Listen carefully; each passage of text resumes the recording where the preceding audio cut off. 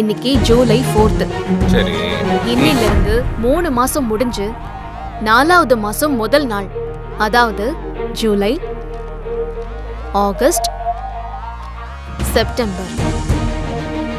September 30ல நான் சொன்ன தேதி முடிஞ்சிருச்சு. அக்டோபர் 1.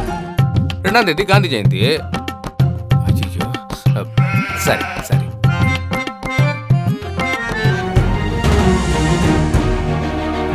இந்த தேதியை நல்லா ஞாபகம் வச்சுக்க. நீ திருந்தவே மாட்டேன்னு எனக்கு நல்லாவே தெரியும். இந்த தேதியில என் கழுத்துல இருக்கிற தாலியை கழட்டி கோயில் உண்டியல்ல போட்டுட்டு இந்த வீட்டை விட்டு நான் போயிட்டே இருப்பேன்.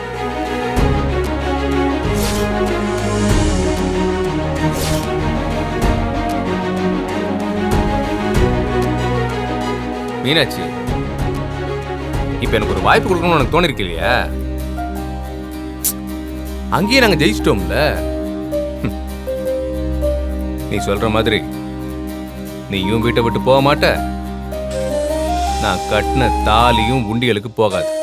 பொறுப்பானவனா, உனக்கு பிடிச்சவனா என்னால மாற முடியும் மீனாட்சி. நான் மாறி காட்டுறேன். அதையும் பார்க்கலாம். பார்த்துருவோம்.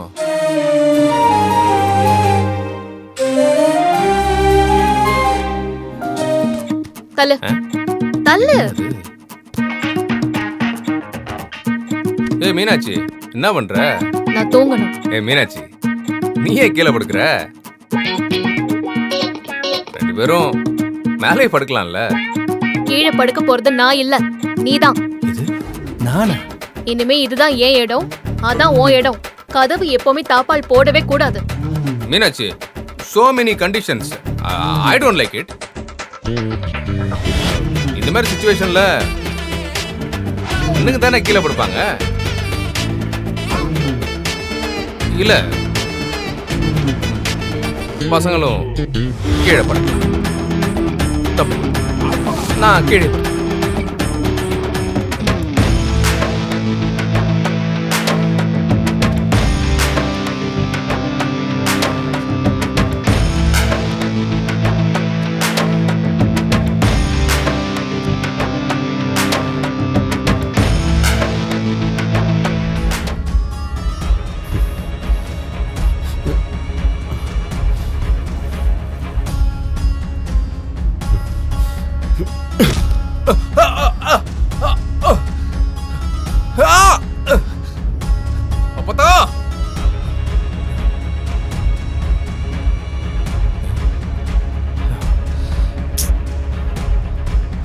அடிப்பாவி, உன் கோவத்தை எப்படியா தூக்கத்துல காட்டுவ? என்ன மிதிச்சுட்டு ஒன்னும் தெரியாத மாதிரி நடிக்கிறியா? Hello madam, madam. பயந்துட்டியா? நல்லா தான் நடிக்கிறா. ஜீவா, உன் உயிருக்கு உத்தரவாதம் இல்லடா. எதுக்கும் நீ கொஞ்சம் ஜாக்கிரதையாவே இரு.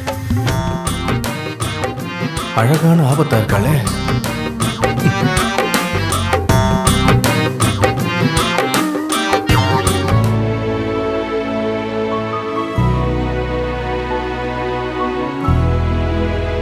டேய், இவனா?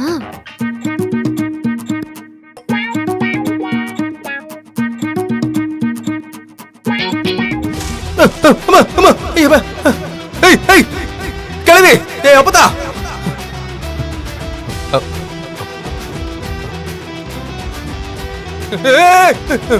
பத்திரகாளி.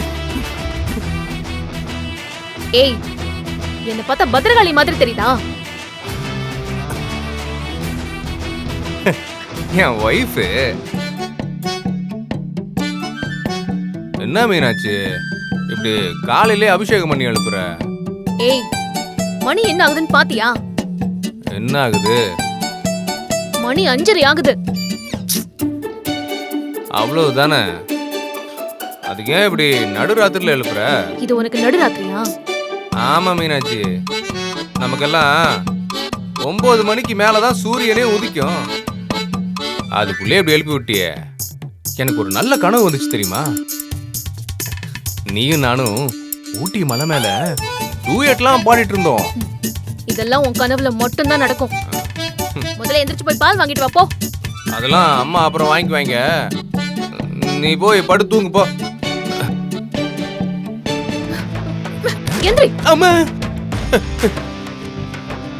ஏய், என்ன நீ நைட்ல இருந்து காலையிலே உதச்சிட்டு இருக்க?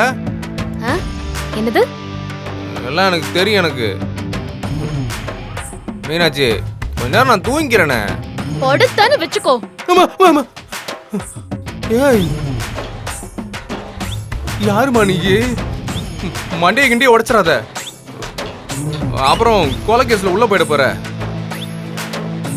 ஒரு 5 மினிட்ஸ் படுத்துக்கிறேனே. ஓ சரி, 5 மினிட்ஸ் இல்ல 5 ஹவர்ஸ் கூட நல்லா படுத்து தூங்கிடு. 90 நாள்ல நேத்தோட ஒரு நாள் முடிஞ்சிருச்சு. இதுலயே தெரியுது உன் பொறுப்பு என்னன்னு. பொறுப்புலாம் இருக்கு மீனாட்சி, நிறையவே இருக்கு. இன்னையில இருந்து என் பொறுப்பை நீ பார்க்க போற. இப்ப என்ன, பால் தானே, வாங்கிட்டா போச்சு. Meenakshi, good morning. தோந்தல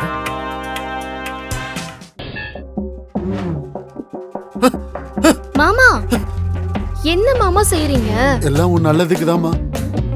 அம்மாவுக்கு சாம்பிராணி போக சுத்தமா பிடிக்காது.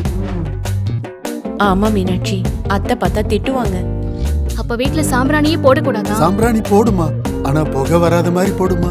அதுக்கு புதுசாதான் சாம்பிராணி கண்டுபிடிக்கணும். என் மருமக நல்லா பேசுது.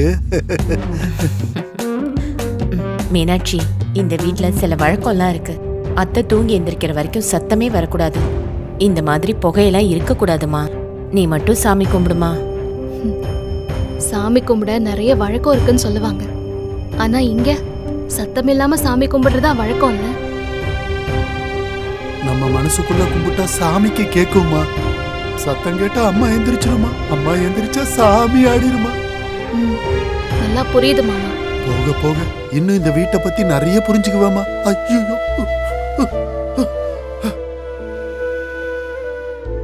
நீ எதுவும் தப்பா எடுத்துக்காத மீனாட்சி. இந்த வீட்டை பொறுத்த வரைக்கும் அத்தை சொல்ற மாதிரி தான் நடக்கணும். அதை மாத்த முடியாது. நீ போமா, சாமி கும்பிடு.